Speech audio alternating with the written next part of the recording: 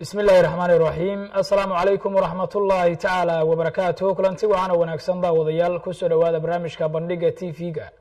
oo xilligan oo kale aad ka daawataan telefishinka qaranka Soomaaliya haddii Allah awood leeyahay ka raali noqdo daawadayaal caawa barnaamijka waxaanu uga hadli doonaa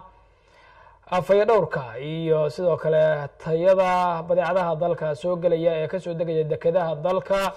maadaama dhawanahan ay soo badanayeen badeecadaha aysan tayadooda wanaagsaneyn ama dheedkooda u dhacay ee laga soo dejinayo dekedaha dalka si gaar ah dekeda weyn ee magaalada Muqdisho ayaa dhowr jeer oo la soo dhaafay waxa markaasi lagu qabtay badeecooyin waqtigoodu dhamaaday oo la soo dejiyay waxa ugu dambeysay maalmo oo ka hor badeecado dawooyin iyo markaasi waxyaabaha macmacaanka ee caruurtu ay isticmaalaan isugu jira oo lagu qabtay dekeda iyagoo doonaya markaasi dad ganacsato ah inay soo galiyaan dalka xeeraryaha guud ee qaranka ayaa daawadayaal caawa barnaamijka igala qayb galaya waxaana ku eegi doonaa sharcigu waxa uu ka qabo markaasi dadka waxyaabaha soo dejinaya iyo sida markaa looga hortegi doono mudane xeerlaaliye kusoo dhawow stuudiya iyo barnaamijka bandhiga waa mahadsan tahay waa ku dhawaay waana idin salaamayaa adiga iyo bahda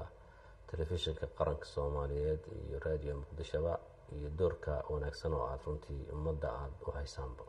aad baan kuugu mahadnaqayaa mudane xeerlaaliye ka qaybgalkaaga barnaamijka waanu sii guda geli doonaa daawadayaal idinkuna barnaamijka waad nagala qayb geli doontaan oo telefoonada ayaad uga qayb qaadan doontaan idinku markaasi ka hadlaya sida looga hortegi karo dadka waxyaabaha badeecooyinka ee waqtigoodu dhamaaday ama caafimaadka aan u wanaagsaneyn dalka soo gelinaya si bulshada u isticmaalaan marka la xeerlaaliye anagu soo dhaweynaya dabcan si sharciyana ayaan dabcan uga hadli doonaa arrintan maalmo ka hor adiga iyo wasiirka ganacsigu dekeda magaalada Muqdisho ayaad waxaad goobjoog ka ahayseen badeeco la soo bandhigayay oo waqtigeedu dhamaaday mar maaha laba maaha saddex maaha dhowr jeer oo hore ayaa sidaan oo kale loo soo bandhigay bal arrintan iyo doorkii dowladda soo dhawow bismillahi rahmaani rahiim alxamdulillahi rabbil caalamiin والعاقبة للمتقين ولا عدوان إلا على الظالمين horta markii ugu horeysay oo badeeco dhacday la soo bandhigo ma aha dhowr jeer hore ayay dhacday waxay noqotay kamid ah ganacsiga caadiga oo wadanka ka socda qayb kamid ah ayuu noqday doorka dawladdu haddii aan si guud ah kaaga sheego waxa weeye doorka dawladda ugu muhiimsan in shacabkeeda ay gaarsiiso cunto iyo daawo iyo wax kastaba oo ay u baahan yihiin oo tayo leh tayo marka la leeyahayna waxa weeye tayo caafimaad iyo tayo nafaqo iyo tayo waxtarba leh haddii aanay doorkaas aanay gudanaynin waxay noqonaysaa marka wixii ka dambeeya cuntada iyo daawadaasiba inaanay ahayn mid tayana u leh kuna haboon in shacbiga ay isticmaalaan sidaa darteed dawladdu waa waajib ka saaran inay ilaaliso tayada waxyaabaha daruuriga ah oo ay mujtamacu ay isticmaalayaan waayahay maadaama waxyaabahani sida haddaba aad ka dhawaajisay ama dadku ay wada ogyihiin dhowr jeer lasoo bandhigay la qabtay xeerlaaliye dabcan waxaa jira in badan oo aan la qaban oo iyaguna magaalada hore u galay sida dadku ay aaminsan yihiin maadaama waxyaaba la qabtay ay yihiin dhowr container haddana dadku ay isweydiin karaan intaa waa ay ka badnaayeen oo magaalada waxay galeen maadaama la dhihi karo mashruuc u ahaa waqti dheer soo jiray maanta sidee looga hortegi karaa dadka looga badbaadi karaa waxyaabaha waa mahadsantahay runtii waa su-aal aad iyo aada u fiican sidaad sheegtayba wuu jiraa dareenka ah in containeradan keliya la qabtay aynan ahayn waxa la keeno dhacay ama tayadoodu ay liidato waan qabnaa dareenka ah in intaa in ka badan ay timaado waxaana sabab u ah dabacsanaanta iyo awood yarida nidaamkeena dawliga ah oo runtii aan weli dhammaystirnayn meelo badan maxaa yeelay wadanku meel aada iyo aada u fog ayuu ku dhacay ka keenitaankiisana waxay qaadanaysaa waqti in wax walba sida uu yahay lagu soo celiyo hase yeeshee siyaabo badan oo hadda looga hortegi kara ayaa jira oo ah in sharciga wadanka la dhaqan geliyo hay-adaha ku shaqada leh inay sharciga wadanka dhaqan geliyaan. maxaa yeelay wacyigelin badan iyo isku day badan iyo waxusheegid badan ayaa la gaarsiiyey dadka keena waxyaabahaas. dhowr jeer oo hore lama ciqaabin, keliya badeecadii ay keeneen baa la gubay ama la baabi'iyey. waxay istuseen marka, waxaa laga yaabaa inay istuseen waxaan awalba si uun qaab ama iska bilaashaba inay kusoo rarteen baa laga yaabaa. marka mar hadduu kuu galana waa khayr, haddii kalena waa la gubaya, maxaa lagugu samaynayaa? inay sidaa istuseen baad moodaa usoo badanayso. waxa keliya marka oo looga hortegi karaa waxaa weeye laba qeybood in la sameeyo. sharciga wadanka u degsan in la dhaqan geliyo oo looga hortagayo dunuubta noocaasa. waa faldembiyeed,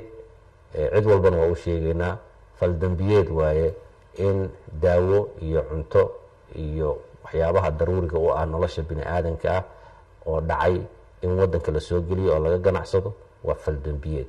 faldembiyeedkaasna waa faldembiyeed ku cad xeerka ciqaabta soomaaliyeed qodobo ka mid ah oo si cad u qeexaya. keliya wuxuu u baahan yahay in la dhaqan geliyo xeerka ciqaabta soomaaliyeed iyo faldembiyeedyada dadkaasi ay gelayaan in lagu dhaqan geliyo. ta labaadoo looga hortegi karana waxaa waaye ganacsatada nafsadoodu. runtii ganacsato xalaal quudata ah oo wanaagsan oo wadanka wax ku kordhiya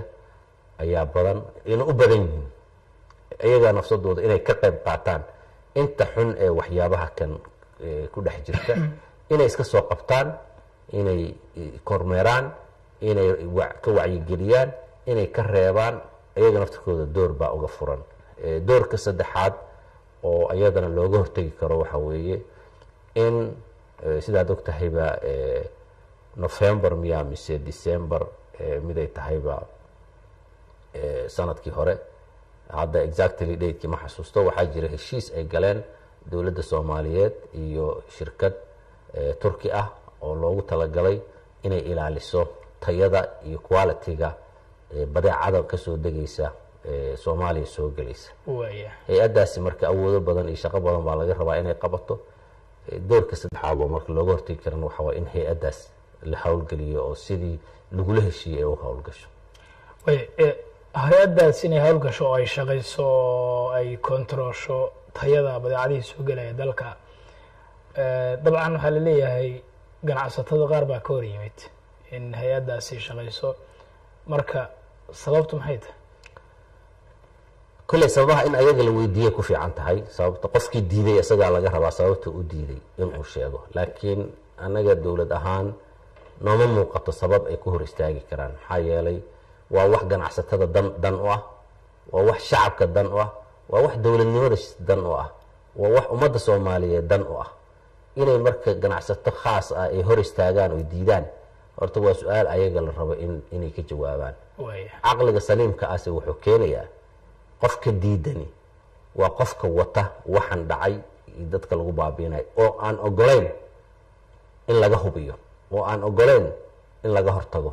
kaa unbaa diidi kara. laakiin ganacsado kale oo inuu si xalaala u shaqaysta raba, oo inuu ummadiisa wax xalaala gaarsiiye raba, marnaba muxuu ahaa kama hor imaan kara. wuu dhiirigelin lahaa, weliba inay maaliyad ku bixiyaan oo sida u taabageli lahaa ay support siiyaan xataa baa waajib ku ah ganacsadaha. in badanoo ka midana way samaynayaan, waan hubaa. laakiin inta diidani waa inta ku shaqada leh. waxaan u aqoonsanaynaa inay yihiin inta mashquulka ku ah oo ku howlan in ay ganacsigan xaaraanta ah ee ummadda lagu lugoynayo ee shacabka lagu dhibaataynayo inuu hirgalo. inta ku lug leh ayaa diidan baan leenahay. xeraalihii guud qarankaa tahay, dabcan sharciga, hay-adaha sharcigu muhiimadda ugu horeysa ee dadka dhibaatada u geysanaya shacabka in ay wax ka qabtaan dadka loo baahan yahay ee dhinaca sharciga. dabcan waa dhinaca sharciga, hay-adaha sharciga waay. xeer laaliye sharcigu muxuu siinayaa dadka ganacsatada ah ee damiirkoodu siiyey inay dawo dhacsan iyo caruurta waxyaabii la siinaya oo dhacsan dalka soo geliyaan oo ay ka ganacsadaan? muxuu sharcigu dadkaasi siinayaa? sharcigu waa ciqaabaya. wax kale uu siin, abaalmarinta uu siinaya waxaa waaye inuu ciqaabo, inuu xabsiga geeyo. haddaan hore loo ciqaabin oo dhowr jeeroo la qabtay aan la ciqaabin, maxay bulshada ku aaminay in la ciqaabayo waa la ciqaabayaa haddii aan hore loo ciqaabin waxay ahayd wadankan duruufo badan buu soo maray muddo ayay waxaan socdeen muddadii hore oo dhan waxay ahayd wacyigelin dadka waa loo sheegayey wixii la qabtana waa la baabi'inayay waana looga digayay idaacadaha looga sheegay raadiyaalka looga sheegay telefishinada looga sheegay jaraa'idka looga sheegay damiirkoodaa sheegaya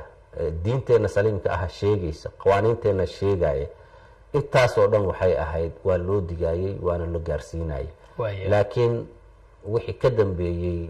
faldambiyeedkan maalin dhoweyta dhacay wixii ka dambeeyey waa lagu ciqaabaya sidaad og tahay 2 qof oo ganacsatadii keentay ahayd oo ku qornayd beeloorinka 2 container labadoodiiba way xiran yihiin waa la soo xiray maxkamadana loo gudbiyey si degdegana waxaan u rajeynaynaa dadweynaha hortooda in lagu horkeeno maxkamad oo lagu qaado faldambiyeedka ay geysteen cid kasta oo dambe oo isku daydana sidaas ayaa loola tacaamulayaa waan uga digaynaa hay-adaha law enforcementiga ama sharciga ilaaliya ee aeroboortka ee dekeda ka shaqeeya ee aeroboortka ka shaqeeya labadaba ka shaqeeya meelaha wax ka soo galaan xuduudaha ka shaqeeya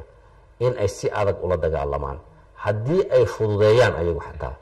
oo iyagu intay arkeen fududeeya ayaga nafsadooda waa lagu ciqaabayaa mas-uulka arrintaa ka qayb qaata weliba waxaan aada iyo aada ugu digayaa hay-adda ilaalinta canshuuraha iyo booliska aeroboortka iyo dekeda jooga arrintaa inay xil weyn iska saaraan oo ay sharciga sida uu yahay ay u qaadaan oo qofkii ay ku qabtaanba sharciga la horkeeno annaguna kormeer iyo dabagal joogtaa iyo kormeer joogta ah ayaan ku samayn doonaa team baan u dhisnay oon u samaynay la yiraahdo consumer protection service oo ah hay-ado badan saameyn doona ma saameyn doona oo keliya dekeda iyo ganacsatada laakiin gadaal baan ka sheegi doonaa hay-ado badan saameyn doona tiimkaas oo xiraalayaal u badan dambibaarayaal ku jiraan waxay u xil saaran yihiin wax alla waxa shacabka dhibaateynaya inay ka hortagaan waxaan leenahay marka haddii aanay horey u jiri jirin in lagu ciqaabo qof raashin dhacay iyo daawo dhacay ummadda u keena maanta waxaa diyaar loola yahay in lagu ciqaabo wayna bilaabatay waana dhegaysan doontaan maalmaha soo socda dad noocaas ah oo maxkamad hortaagan oo lagu qaadayo faldambiyeedka ay geysteen no maarawad heerku doona ka gaaro ganacsadaha ahaado heerku doono xoolaha quest heerku doono mas-uuliyad ha ka hayo cid kasta oo ku lug yeelata faldambiyeedkaas ummadda lagu dhibaateynayo waxaa weeye qaab xoog leh ayuu mudanaya sababtuna waxa weeye dembiyada qaarkood hal qof keliya ayuu qofku ku gala hadduu dil geysta hal qof buu dilaya hadduu qof kufsado hal qof buu kufsaday laakiin dembigani waa dembi saameynaya milyuunaad qof 100,000 kun oo qof oo caruur iyo haween iyo dad maati ah iyo dad jiran ayaa la dhibaateynaya marka dembigaas culeyskiisa inay gartaan muhiim waaye inay ka waantoobaan oo ka tanaasulaanna waa amraynaa haddii aanay ka tanaasulina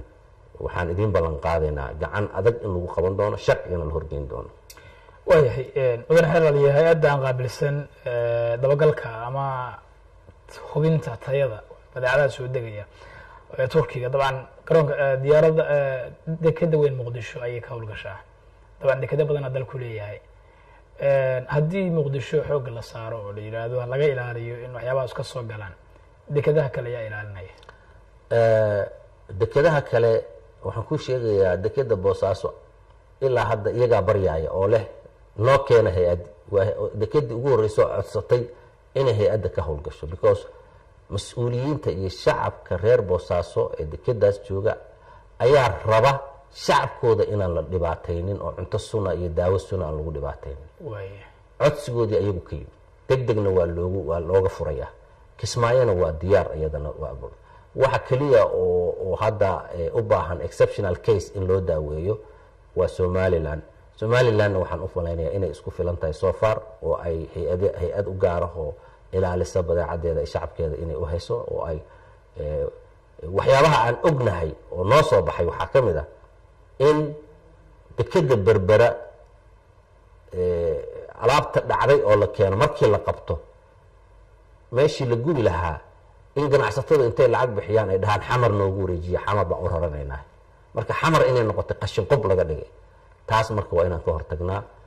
dekedaha oo dhanna diyaar bay u yihiin waana kala horeeyaan oo dekeda muqdisho waa dekedaha ugu halbowlaha u ah intaasoo milyan oo qof oo soomaaliyeed oo xamar keliya maahan goboladan dhan saameyn kule ayay quudisaa oo pipeline u tahay tan ugu muhiimsan oo ugu culayska badan oo ugu shaqada badan waaye in ayada marka hore laga bilaabo oo culayska la saaro kadibna dekedaha kale loo gudbiyo sidaas way qolaanka ay shirkadu wadato. waayahay mas-uuliyiin ayaa dabcan suuragal taha laleeyahay inay ku lug yeeshaan howlaha noocaasi ah ama waxyaabaha soo degaya dadka lagu qabto in sii deyntooda inay ka qayb qaataan. haddii mudan xeer laaliye xeelaliya qarankaa tahay dad mas-uuliyiin ah ay ku lug yeeshaan oo dowladda ku jira tusaale ama ganacsato waaweyn ha ahaadaan,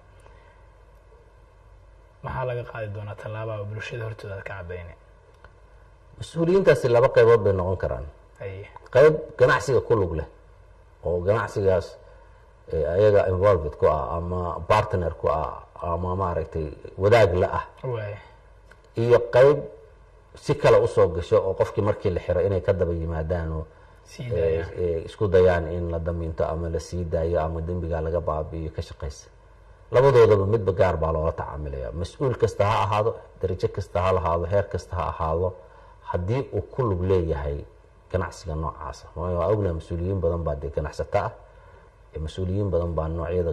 wadanka ka jiro o dhan ku lug leh. haddii ay caddaato mas-uulka inuu ganacsado ku lug leh arrimaha uu yahay, sida qofka muwaadanka ah loo ciqaabayo ayaa loo ciqaabaya, waana la ciqaaba, waadna arki doontaan hadduu ku lug yeesho. ama mas-uulka kale oo doonaya in qofka dambiilaha ah si kale u xaliyo, de wixii sharcigu u banaan yahay wuu u mari karaa,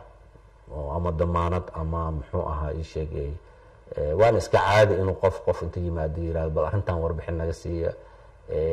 hala ii fududeeyo, damaanad hala ii siiyo. waa wax laga diidi karo ama laga yeeli karo, laakiin waa u sheegaynaa, waxaan leenahay waxaa idinka codsanaynaa dadka noocaas ummadda inay sumeeyaan ku talagalay inay ka haraan. wiilkaagii buu sumaynaya, gabadhaadii yareed buu sumaynayaa, walaalkaagi iyo hooyadaadii isbitaalka jirta oo jiranayd daawadii la siin lahaa buu sumaynayaa.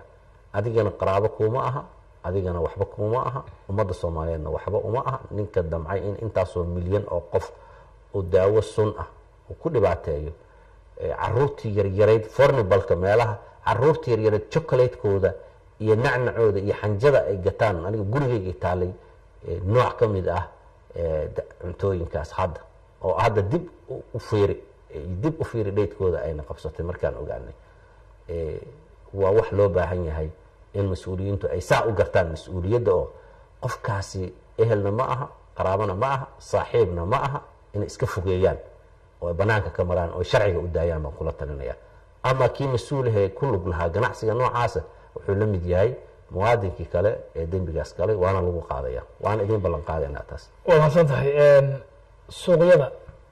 mar haddii dekedii iyo laga hadlaayo iyo soo gelitaankii,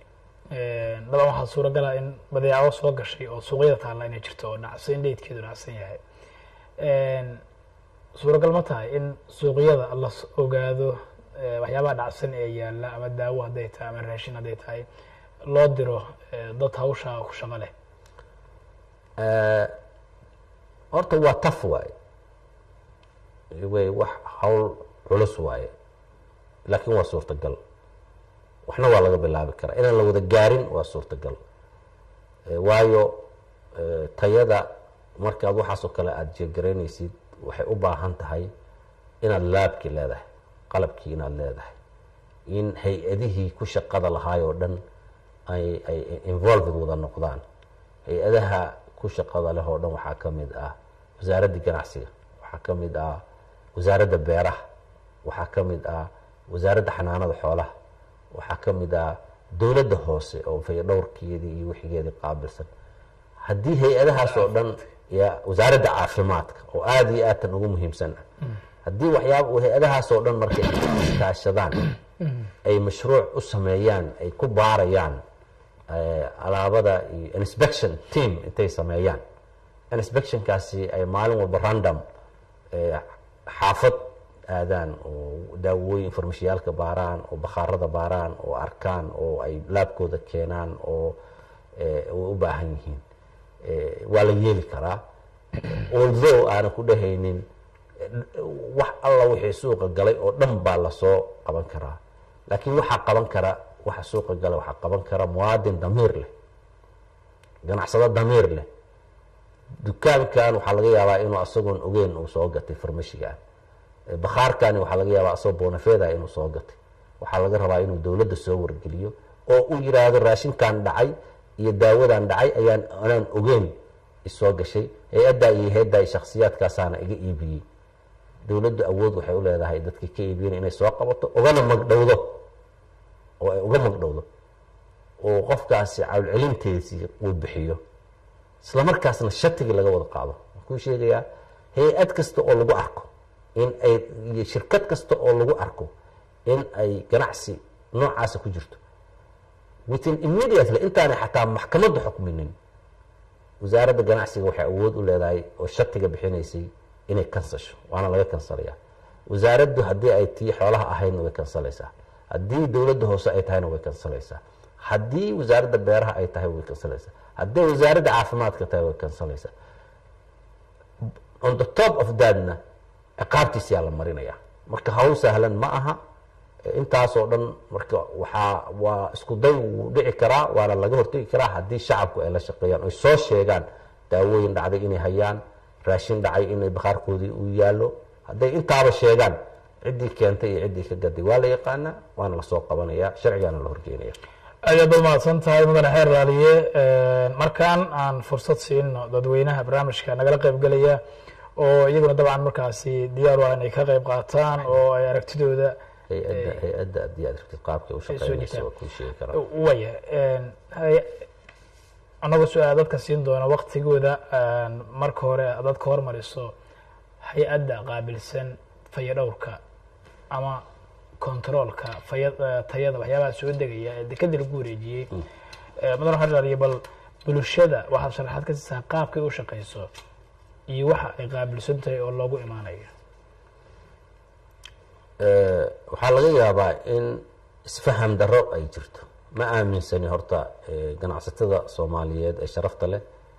ee xalaal quudatada ah, ee sida wanaagsan uga ganacsada ganacsigooda, ee aakhiradooda iyo adduunkooda u turaaya, ee dadkooda u turaaya, horta inay ka hor imaanayaan hay-addan inay dhaqanto. maxaa yeele hay-addan waa hay-addii ilaalinaysay waxyaabaha aan soo sheegin. waxaan rabaa marka inaan idiin caddeeyo oo aan u caddeeyo ummadda soomaaliyeed iyo hay-adaha iyo dhammaan iyo dadkao dhanba inaan u caddeeyo aan rabaa. ma garanayo sabab lagu diidi karo. caalamku wuxuu marayaa,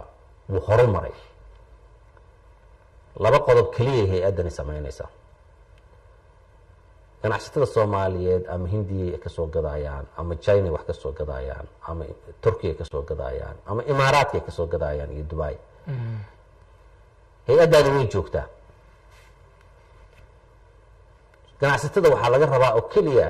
inay siiyaan magaca iyo adresska meesha ay wax ka iibsanayaan, ama warshada ay wax ka gadanayaan, ama kambaniga ay wax ka gadanayaan. it doesn't cost ayaga xataa waberi ma cost garaynayo. kumaba haba yaraatee wax ku cost garaynayo quality controlka ganacsatada ma jirto oo lacaga ku baxaysa. waxay siinayaan oo keliya, waxay rabaan inay dhar gataan ama daawo gataan, shirkaday daawada ka gadan lahaayeen iyo warshaday ka gadan lahaayeen bay siinayaan. hay-addani ayadaa raadsanaysa, iyadaa la xiriiraysa,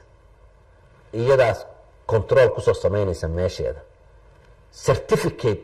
oo sharci ah ayay isku dhamaynaysaa. qofka ganacsadaha ah certificatekaas iyo daawadiisiibu isla soo raranaya. haddii aanay ahayn daawo suitable ah ama raashi suitable ah, certificate lama siinayo, meeshaasi ku baaba'aysa. halkaa markuu yimaado certificatekiisi uu la yimaado, wixii dowladdu ay ku lahayd oo canshuur iyo processkiisi ahaa ayaa la marinaya, uuna la gudbaya. waxaanan garan karin marka sabab ku kalifaysa qofka ganacsadaha ah inuu hor istaago inay hay-addan oo dibadda ka shaqaynaysa, oo kambanigii laga soo raraayo la macaamilaysa, oo kambanigii muxuu ahaa isheeg daawada laga soo gadaya, ama laga soo gadayay raashinka, ama laga soo gadaya chocolateka iyo waxyaabaha kan laga soo, ama cabitaanka laga soo gadayay, ayaa iyadu la xiriiraysaa. lacagtoodana ayaga kala qaadanaya xataa. marka uma ayna baahna dadku in shirkadu uma ay baahna haba yaraatee. waxaa laga rabaa oo keliya inay siiyaan adresska iyo contactiska meeshay wax ka gadanayaan. hadday taa diidaan macnaheedu waxa weeye oo loo fasiranaya in aanay warshadii la macaamilaynin qashin ay warshadu iska daadinaysa ay soo raranayaan oo rabaan ummadooda inay ku lugooyaan taasay u ekaanaysaa ama badeecada gudaha ka baxaysa ayadana waa in lagu sameeyaa quality control way leedahay heshiiska dowladdu ay la gashay hay-adda waxa weeye inay laab halkan ka furto muddo 6 bilood gudahooda inay laab furto laabkaasi wuxuu controlayaa 2 shay qofkii kasoo baxsada dibadda oon wadanin certificate in lagu controlo iyo raashinka ka baxaya iyo waxa ka baxaya Soomaaliya in lagu controlo oo certificate laga siiyo labadaasay qaabilsan tahay waxa kale oo awood loo siiyay oo heshiiska ku jira oo hay-adda aan ku khasbayna oo inay samayso ay tahay inay institute ka samayso Soomaaliya institute-kaasna waxaa lagu tababarayaa dad Soomaaliyeed oo si toos ah iyagu uga qualifier ugu noqda inay quality controlka wadanka gudihiisa ayagu sameeyaan within 6 months loogu talagalay inay hawshaas oo dhan laabkina ku keenaan institute-kaasna ku diyaariyaan laakiin waa la dhaafay 6 bilood Soomaa waa la dhaafay sababta loo dhaafayna waxaa waaye ciladeedoo dhan waxaa iskala ganacsatada waayo waxay diideen wax wada shaqayn ah inay la yeeshaan hay-adda dhaqaale ay u baahan tahay ay ku shaqayso waxay u baahan tahay wada shaqayn iyo facilities iyo u baahan tahay haddii ganacsatada ay diiday marka in shaqadii la qabto hay-addii shaqadeedii dib bay u dhacaysaa annaga marka waxaan leenahay ogolaada qasabna waaye waa awaamir dowladeed cid laga baryayana male haddii aad rabtid inaad si xalaala wadanka uga ganacsatid samee hay-adda quality controlka la shaqee taasoo ummadana ay ka faa'iideyso adiguna aad ka faa'iideysid ganacsaduhuna uu ka faa'iidayo aniguna aan ka faa'iidayo taas ayaa muhiim hay-addu marka qaabkaasay u shaqaynaysaa ma aha qaab dowladdu ay ku cadaadinayso hay-ad aan waxba qabanaynin mudane xeer aad baad umahadsan tahay markaan waxaan siinaynaa fursado dad barnaamijka nagala qaybgelaya qaar ka mid ah oo qadka ku jira markaasi aan ogaano aragtiyadooda iyagana markaasi ay ka dhiibanayaan arrinkan mawduucan aan ka hadlayno ee ah badeecadooyinka dhacsan ama waqtigoodu dhammaaday ee la soo gelinaya dalka daawada ugu horeeya ee qadka ku jira halow daawada asalaamu calaykum magacaaga halka naga soo wacayso walaal halo daawad haye magacaaga halka naga soo wacday degmada hodan magacaaga walaal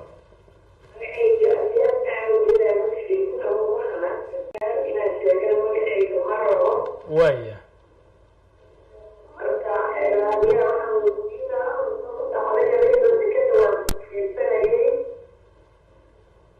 haye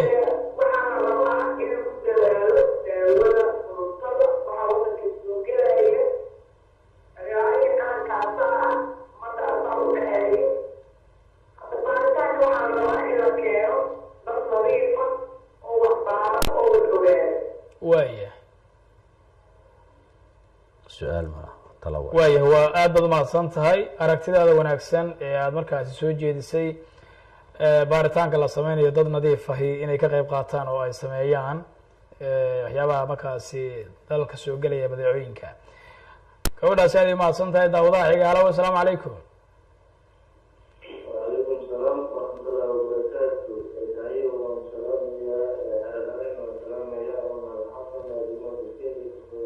waya soo dhawo macalin xasan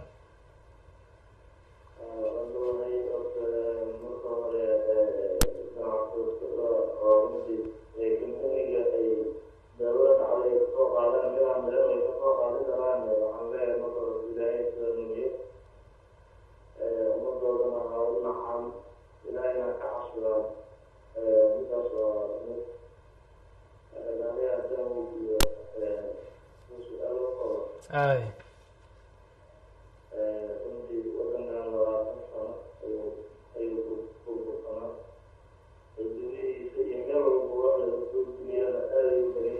waya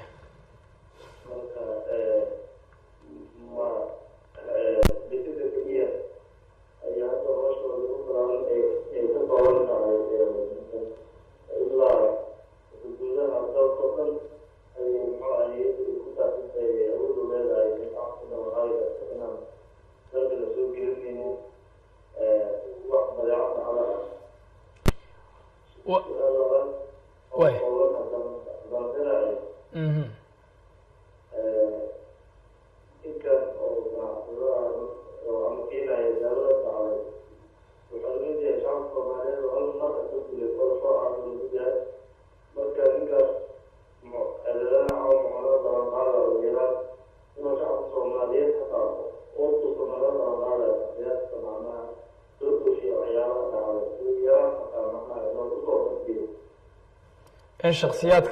in shaksiyaadkaas lasoo bandhigo waaya aada u mahadsan tahay macali xasan labadaada su-aalood waa dabcan xeraryo waa la socda daawado kale ayaan waqti siinayaa si markaa dad badani ay waqti u helaan ay barnaamijka noogala qayb qaataan daawadahan halow asalaamu calaykum magacaaga halkaad naga soo wacaysa walaal dolow soomaaliya soo dhawo macali xasan barnaamijka waad la socotay haye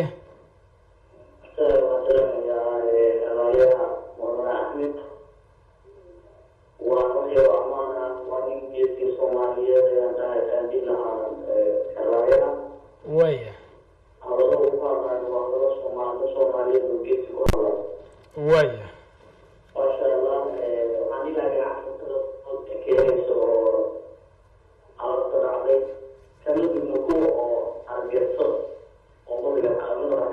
waya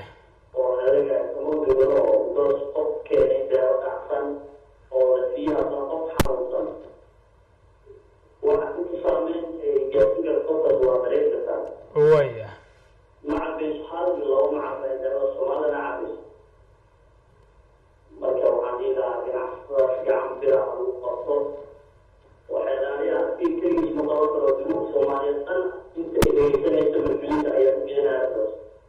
waya dabcan dowladda matala caawa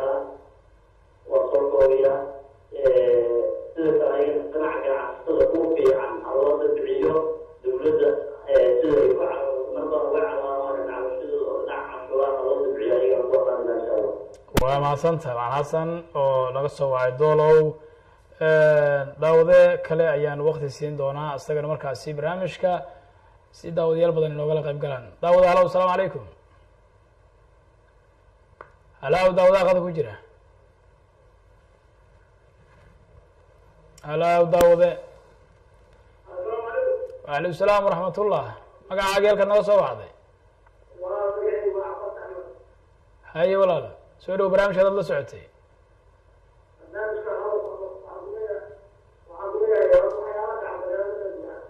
haye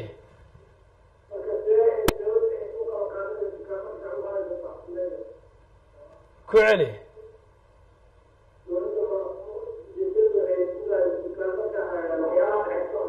haye waa mahadsan tahay aad ba mahadsan tahay daawadahaasi su-aashaada xeralyo ayaan dabcan kaaga jawaabi doonaa dad badan ayaa qadka ku jira daawadaha xiga halow asalaamu calaykum halow daawade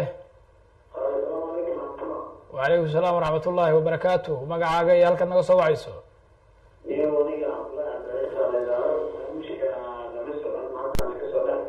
haye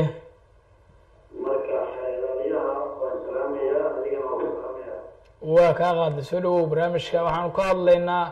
badeecadaha tayadoodu aysan wanaagsaneyn ama waktigoodu dhammaaday ee dheedka dhacay leh ee laga soo dejinayo garoomada iyo dekedaha dalka iyo sida looga hortegi karo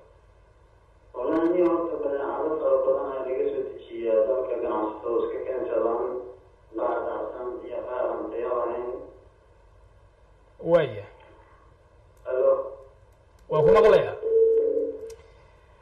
waa ka xumahay mudan xeeraliye waa dad badanna dabcan soo garay qadka kuwa badanna waa ay ku jiraan dabcan talooyin ay u badan yihiin iyo aragtiyo ay ku kaabayaan muhiimadda ay leedahay in laga wada hortago haye waa mahadsantihiin dhammaantiin su-aalahiin iyo talooyinkiinaba runtii waa waxyaabo muhiim ah waaye aada iyo aad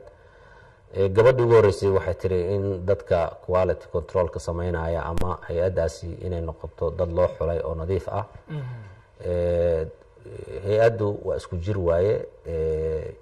khubaro iyo kambaniga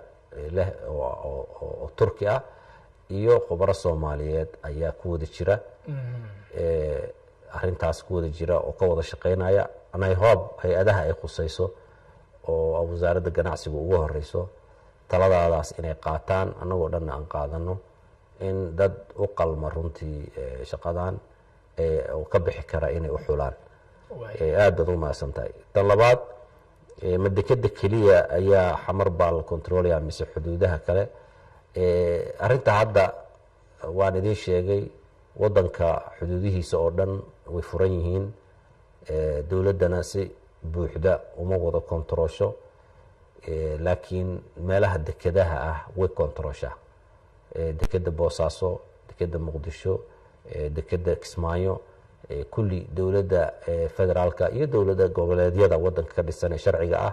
ayaa gacanta ku haya oo controla sidaa darteed waa lagula dagaalami karaa dekedaha iyo airboradaba aad iyo aad baa loogula dagaalami karaa waana faraynaa dhammaan cid kasta oo mas-uulka ah dekedahaas ama dowlad goboleed ha noqoto ama ha noqoto dowladda federaalkaba in ay arintaasi ay sida ugu habboon uga hortagaan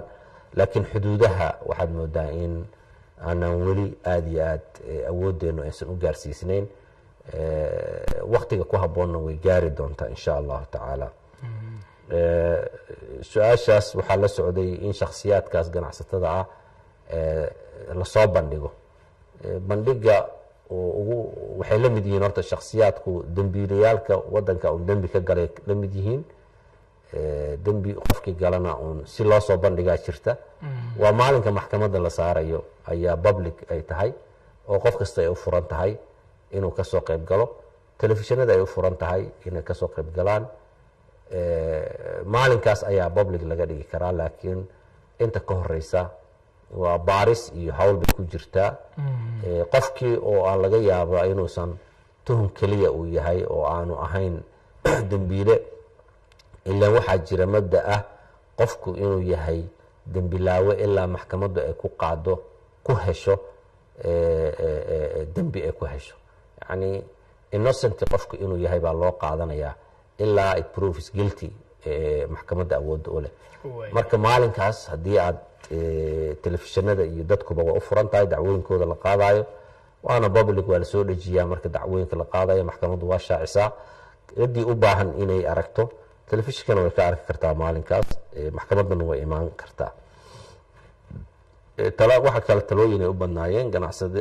ninkii maxamed macalin xasan oo doolow in gacan bira lagu qabto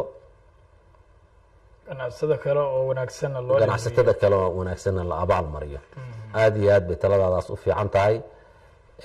dee nin walba wuxuu geysta in loogu gudo waajib waaye ganacsadaha wanaagsan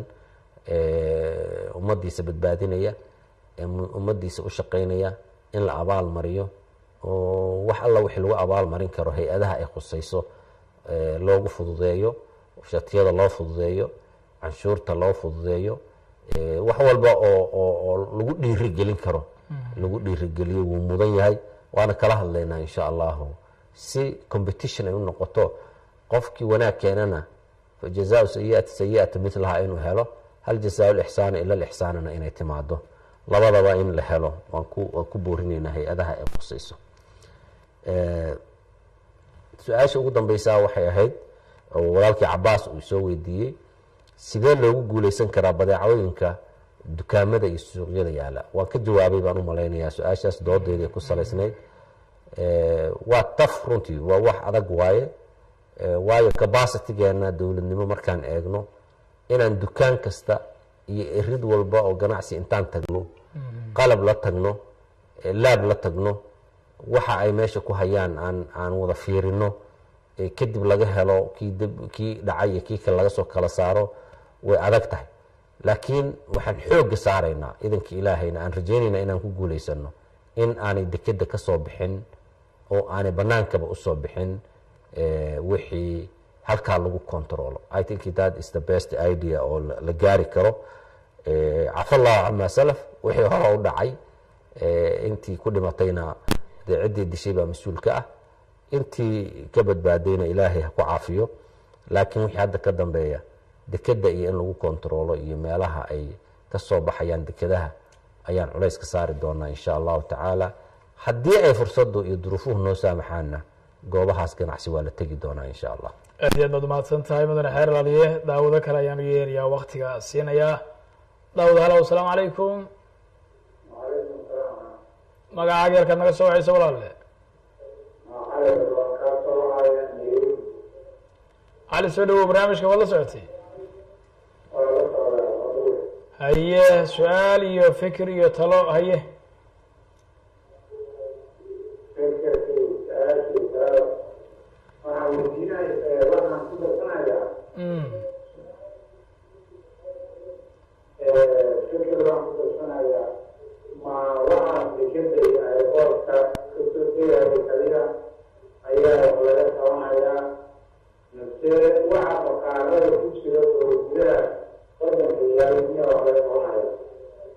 waxaan umalaynayaa inuu ka jawaabay oo hadda jawaabtii ugu dambeysay oo bixinaya ay sidaa ahayd.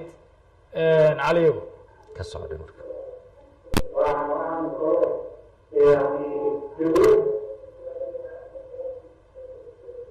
dhalada nagala socon cali. dhalada dabcan waxaan kaa codsanaya inaad iska xirto codkeeda oo markaa telefoonka iyo aan ka wada soconno.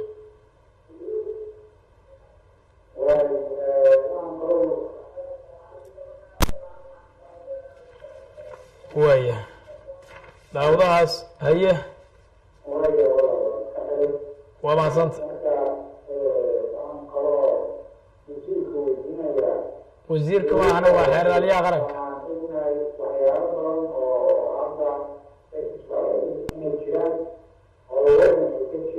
haye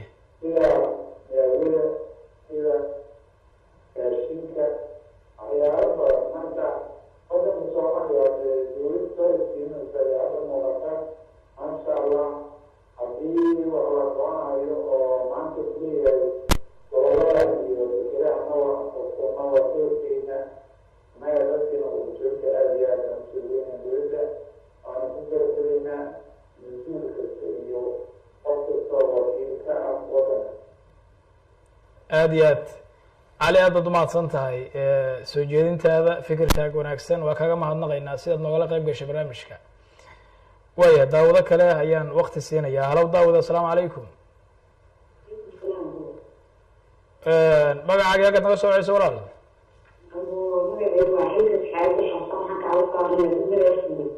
xilka soo dhawow, barnaamijka waad la socotay? degmade waa kaa qaadnay. soo dhawow, barnaamijka dad la socotay horow gal. barnaamijku waa la socday ilaaliyaha. waxaan ku codsanaynaa horta waa nin sharaf badan, waa nin shaqadiisa gudanaya inuu sanadin iyo maalinkaha dadka caadaysay 25 sano inay cunada dhacday, daawada dhacday, ay dadkooda kusii aansayeen oo dhibaato iyo dagaalo aansiiyeen. waaya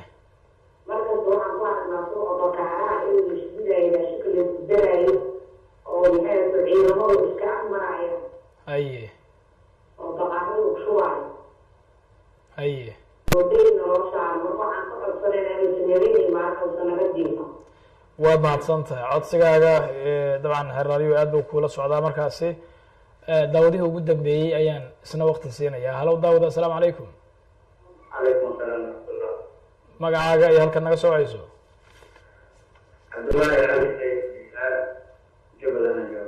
cabdullaahi oo jubbaland naga soo wacay. cabdullaahi soo dhawow, barnaamijka waad la socotay? waa fiicanyahay xeelalaaliyaal waa salaamay. waxaan rabay inaan haye waxaa weydiinaa maadaama maaragtane cunada dhacday, daawada dhacday, maaragtane xooga la saaray, inkastoo marka uu ka shaqeeyo raxmada waxa laga hadlayay waxyaaba isbedel dega. waxaan weydiinaa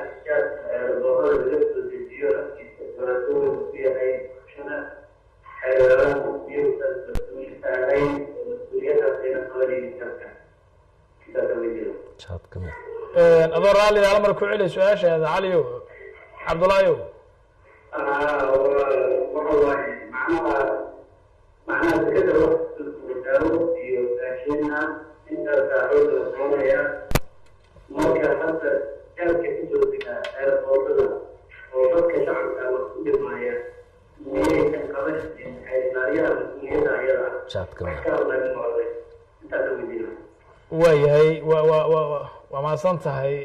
xeerlaaliyaha miyay mas-uuliyaddaas u qabanaynin xeerlaaliye waan soo gabagabeynaya dabcan jaadka ula jeedayo waxyaaba lamidka ah haye waa mahadsantiin dhammaan runtii dadka talooyinkoodu waa isu wada dhow yihiin waxaan moodaa un barnaamijkan inuu isku si u taabanayo oo isku si ugu xanuunsan yihiin mujtamaca oo dhan runtii aada iyo aad baan ugu mahad celinayaa cali oo nairobi ka soo hadlay xilkas gabadhii ahayd oo afgooya ka soo hadashay dhammaantoodba yani taladoodii iyo dhiirigelintoodiiba waa soo dhaweyneynaa halna waa idinku darayaayo oo waxaan idiin sheegayaa adinka qudhiino haddaad shacabka tihiin door aada iyo aada u weyn baad arrintan ku leedihiin inaad doorkiina ka qaadataanna muhiim waayo ma waxaad ka liidataan gabadhii yarayd iyadoo hooyadeed caanaha biyaha ku daraysa intay hooyadeed aragtay tiri muxuu ahaa ii sheeg cumar saacaddan cumar bin khadaab sabankiisii bay ahayde ilaahay ka baq markay tiri iyo amiirka mase tiri cumar saacaddan ma soo jeedo ma jooga tiri oo marka ay gabadhina ku tiri haddii aanu cumar joogin soo ilaahay ma joogo oo ilaahay kuma arkaayo yacni qofka muwaadinka ah waxaa laga rabaa sida gabadhaa yare ay wanaagga ay gurigooda uga bilowday inaan uga wada bilowno inaan kulligeenba dukaamadan leenahay bakhaaradan wax ku leenahay ganacsigan wax ku wada leenahay inaan kulligeenba ka wada shaqeyno oo soo sheegno xataa at least aan soo sheegno oo inaan dukaankaas daawadan dhacday buu naga soo galay saldhigga ugu horeeya aad tagtaan waxaa imaanaysa markaa inuu saldhiggii tago in daawadii meesha laga qaado in qofkii ku iibinayey lagu ciqaabo qaanuunku wuxuu leeyahay xeerkeena ciqaabtu 339 markaad fiirisid 340 markaad fiirisid 341 qodobadaas oo dhan markaad fiirisid wuxuu ka hadlayaa cid kasta oo ku lug yeelata waxyaabaha noocaasa daawada iyo cuntada weliba si specifica uga hadlayaa waxaa dembiga ku galayaa ninkii ganacsadaha ahaayoo lahaa kii magaciisa uu ku soo baxay oo bill of loadingka lagu soo qoray kii dekeda ka bixiyey oo askarigii intuu arkay fududeeyey oo ka bixiyey baabuurkii lagu raray oo xamuulka ahaayoo qaaday xamaaligii raray oo asagoo bonafeeda xataa ahaa raraya xataa haddii la ogaado inuu daawo sharci daraa uu raray dembiga waxbuu ku yeelanayaa bakhaarkii la geeyey dukaankii tafaariiqda usii qaatay intaasba waa dembi bay ku lug leeyihiin hadday ogaayeen dabcan inay ogaadaan wuu ku khasban yahay qofka dukaanka jooga wuu ku khasban yahay daawada uu ka soo gadanayo bakhaarka inuu iska fiiriyo ilan dad buu wax ka iibinaya hadduusan iska fiirino uu soo qaato waad ogeyd iyo waa ogeyd looma dhahayo faldembiyeed buu ku jiraa ka bakhaarka naftirkiisu gadanaya waa inuu og yahay iska fiiriyaa daawadan waa dhacday aniga ma gadanayo ma qaadanayo bakhaarkayga lama keenayo hadduusan oranin mas-uuliyaddiisii buu ka gaabiyey dembiyadu ku noqonaya marka haddii ummaddu sidaa u wada shaqayso oo qofka xataa muwaadinka ahoo daawada intuu iibsado markuu gurigiisa tago arka dacwadan inay dhacday uusan saldhigga tegin lama damargoyn karo marka waxaan codsanaynaa in la wada shaqeeyo oo arrintaas dowladda lagala shaqeeyo arrinta ugu dambeysay waxaa waaye qadiyadda jaadka runtii way ka baxsan tahay mawduuceeni hadda aan ka hadlaynay marka waana arrimo u baahan siyaasad guud oo dowladeed in laga qaato oo u baahan in xal guud laga yeesho anigu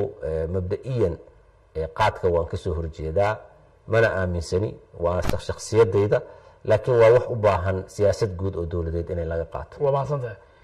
barnaamijkii waqtigiisii gabagabadan soo gaarin madaxweyne xeerlaaliye su-aasha ugu dambeysaan ku weydiinaya oo ka yara baxsan mawduuca aan ka hadlayno ee ku saabsan faylowrka iyo waxyaabaha soo gelaya dalka arrinta ku saabsan AD-ga dowladda hoose ay bixinayso aqoonsiga dhawaan maamulka uu ku dhawaaqay hadda dabcan bulshada ay qaadanayso ayaa dabcan bulsho dad badanaa siyaabo kala duwan uga hadleen xeerlaaliye qaranka ha tahay dabcan siibuu maaragtay dhinaca sharcigana saameyn ugu yeelanayaa AD-gaasi bal bulshada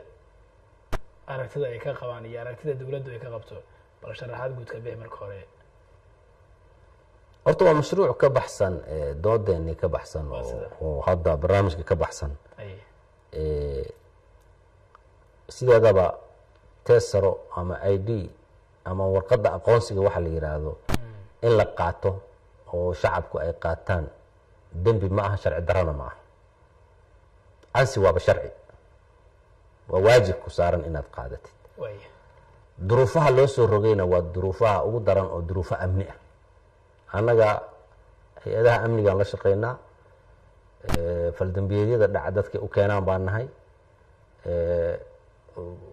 10 qof baa 10 jeer dembi lagu keenayaa, rekorkiisii hore iyo magaciisii iyo wixiisii teesarihiisii aan lahayn, baasboor male, teesar male, wax qofkii ka diiwaan gashan male. arrimaha amniga marka laga eego marka waa muhiim maanta in teesara la qaato. arrimaha kale oo socialka iyo marka loo fiiriyana muhiim buu u yahay, maxaa yeelay qofkan mar walbaba meeshu maraayaba waa la weydiin, waa la aqoonsanaya. ama procedureka loo maraayo iyo sida loo dhaqan gelinayo waa lagu kala aragti duwanaan karaa. qodob waxaa way horta yaa awood u leh in la ogaado ID-gan dowladda hoose inay samayso, yaa sharci u leh. ma waxaa sharci u leh baarlamanka, ma waxaa sharci u leh hanti dhowrka, ma waxaa sharci u leh dowladda hoose, ma waxaa sharci u leh madaxtooyada, ma golaha wasiirada sharci u leh. waa in la ogaadaa horta. qaanuuniyan ID waxaa xaq u leh inay sameeyaan dowladda hoose. wayna ku kala duwanaan karaan caalamku bacdamaa system federaal aan qaadanay. shardi ma aha ID-ga muqdisho laga sameeyaa in iyo kan kismaayo laga sameeyaa inay iswaafaqaan, shardi ma aha. maxaa yeelay waa dowlad goboleedyo waaye, caalamka o dhanna saasuu shaqeeyaa. dowlad goboleed kastaa go-aan bay ka gaartaa qaabku ID-geeda noqonayo, waxay noqonaysa ayadaa soo saarta. laakiin valid buu ka noqonayaa the whole country, iyo bacdama uu hal wadan wada yahay. horta sharciyan waxaa iska leh in ID lasoo saaro dowladda hoose iska leh. dowladda hoose hadday ay ku xadgudubto marka ayadu oo khalad